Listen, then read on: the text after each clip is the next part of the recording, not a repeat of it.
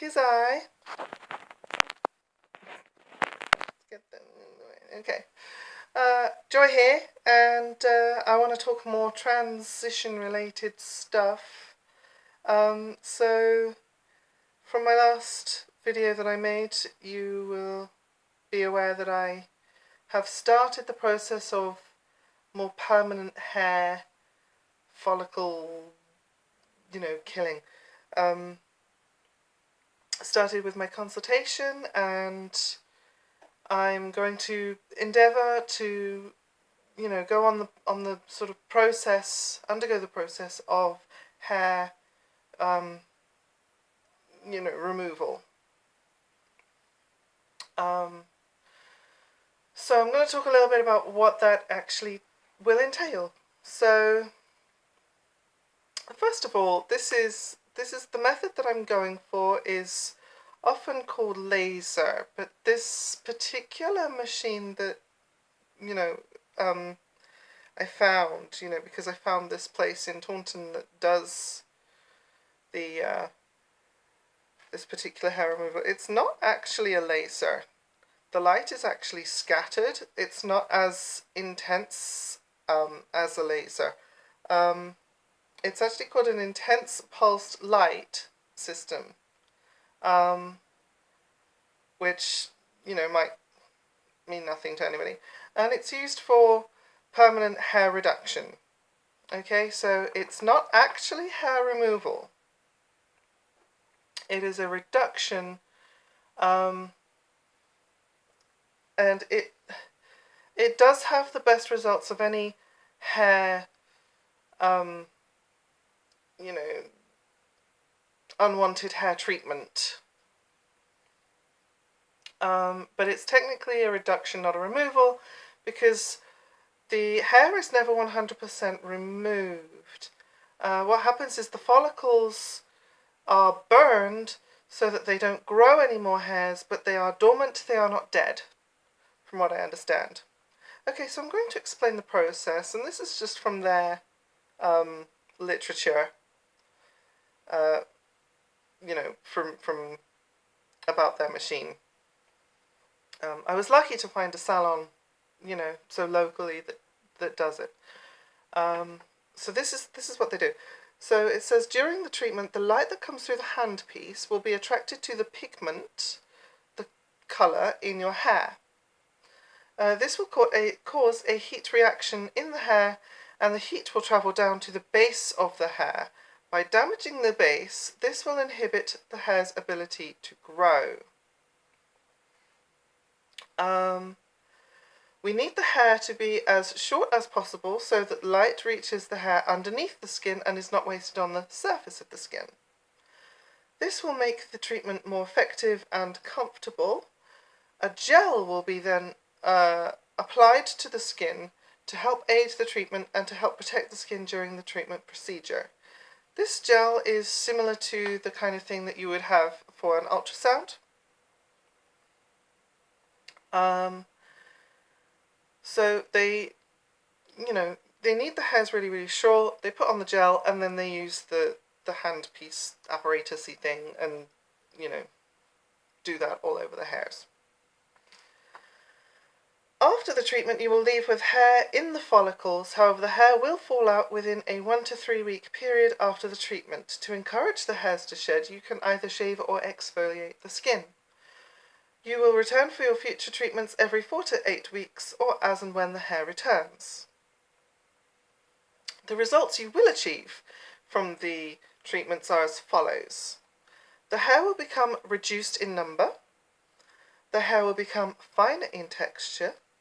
The hair will become less pigmented. And overall, the hair will grow back less visible in the treatment area. Now, these are all great things. These are what I want. So I'm happy to do this. And during the consultation, we talked about the different hair treatments, and this is the best for me because my, the pigment in my hair, the melanin in my hair is naturally dark. My natural hair colour is my you know, currently what you see on my eyebrows. That's my natural hair color. So this, you know, this light that is attracted to melanin in the hair is perfect. It, you know, it works for me. It does not work on people with white, blonde, grey, or like red hair, because there's not enough melanin in there for it to work. So I'm quite lucky that this will work for me.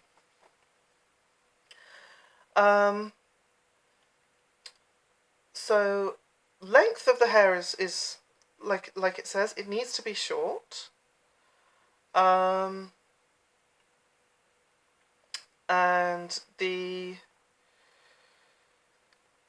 this sort of creates a little bit of an issue, but I'll go into that in a bit. The amount of treatments I'm going to need is 6 to 8. 6 to 8 sessions a month apart. Each session is £150. That is a lot.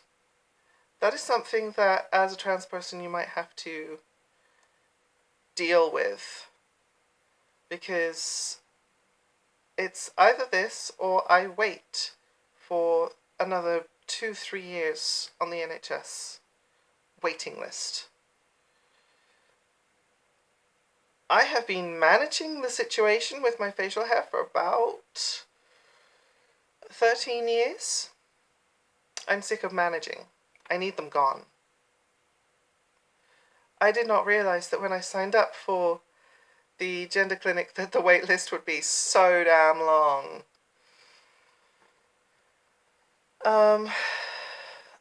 So after the 6 to 8 sessions a month apart, they then recommend twice a year to come in and top up the effects. Plus, you know, the £45 I spent on the patch test, which, you know, was at the beginning of the week. And that was just 3 pulses. Now, I'll show you the end of the hand piece. It looks like that size, okay? Like that sort of size. And they pushed it up against my chin, and they did one zap, then another, then another. Just to test how the skin would react. Not the hairs themselves, the skin.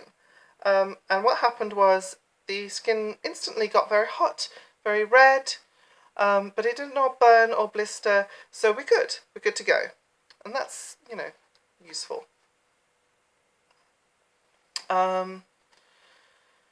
So, other things that I have to deal with. They recommend the guidelines.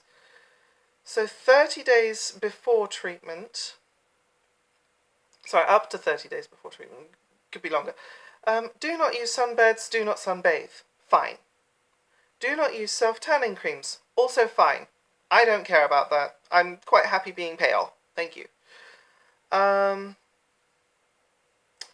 Do not wax, thread or tweeze hair from the treatment area. Do not have electrolysis on the area. Do not use depilatory creams, and do not bleach hair on the treatment area.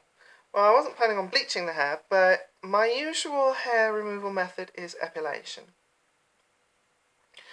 I have been doing everything, absolutely everything I can in my power for the past 13 years or so to do anything to have to avoid resorting to shaving my hair on the face, because it's just super masculine. It's a masculine thing to do. It sickens and disgusts me. It's dysphoric as fuck. I'm very, very reluctant and very, very uncomfortable to do it. But I will do it for this, because I want this to work. I shaved for the first time in a long time. Earlier today, I think I made a decent job of it, but I actually feel kind of I was really avoiding it. Pretty much all week this week since I had that um, consultation, I've just been avoiding it and isolating myself because I didn't want people to see it, you know.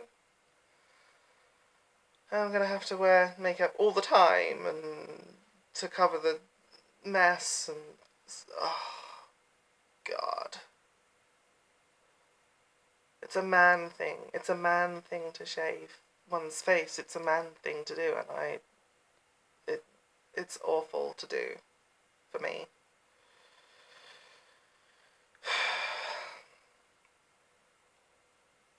So, that's the hard part that I'm facing at the moment. Everything else seems to be kind of fine. So, post-treatment, after the treatment, it's common for the area to feel slightly warm. It's also common to experience some redness, swelling, and mild tenderness. These symptoms may appear immediately or for a few days after treatment. The use of aloe vera gel, which they so kindly gave to me, well, I would say give, but, you know, it's part of the price of the treatment, is recommended after treatment and for a few days afterhand, and a little bit goes a long way with this stuff, so that's you know, that's good.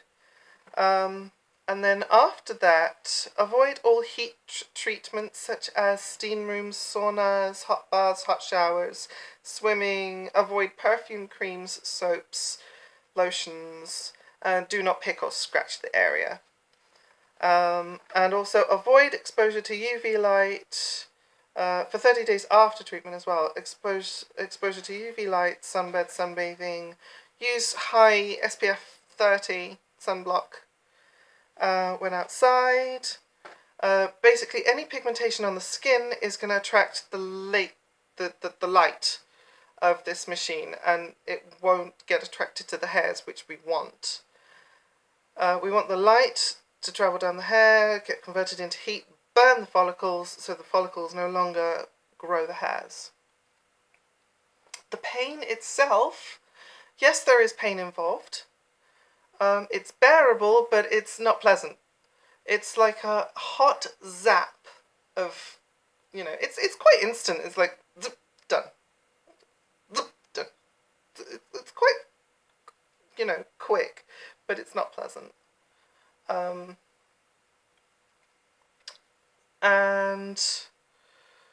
one of the other sort of annoying things, but, you know, not insurmountable things, is that obviously I have to remove all of my lip piercings when I actually go for the full treatments, because otherwise they won't be able to do those areas, and that's, you know, that's something that I'm quite happy to take them out for a couple of hours and then put them back in when I get home. That's fine, that's no problem. It's just a little mild inconvenience. Also, for anybody who's thinking of doing this, facial tattoos, or tattoos in general, like this one we can just about get away with because it's not in the area. It's like, you know, here's the area where we'll need to be, and here's the tattoo. It's fine. Anything to do with pigment, you know, that's a kind of a no-no. That's kind of not gonna help this work, because obviously it's gonna attract to that pigment, not the pigment in the hair. So anyway, I'm going to ask them if I can record it for, basically, for the sake of posterity. See if I can record a session of that, which I'll post up here. If they allow me to do that, that would be really, really great. But other than that, I will just keep you posted. So, see you soon, and wish me luck. Bye.